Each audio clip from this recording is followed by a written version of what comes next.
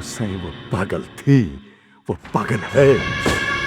हाँ वो पागल है, इसीलिए तो कह रहा हूँ। तो जीत गई मानो, तो जीत गई। उसे लानत है ऐसी जीत पर से।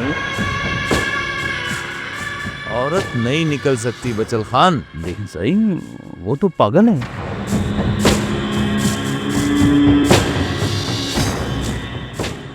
आज के बाद गांव में कोई तुझे पागल नहीं करेगा, कोई तुझे पत्थर नहीं मारेगा। मैं इतने लोगों के बीच उस पागल औरत के साथ नहीं जाऊंगा। वो एक मामूली पागल नहीं है खमीसा खान।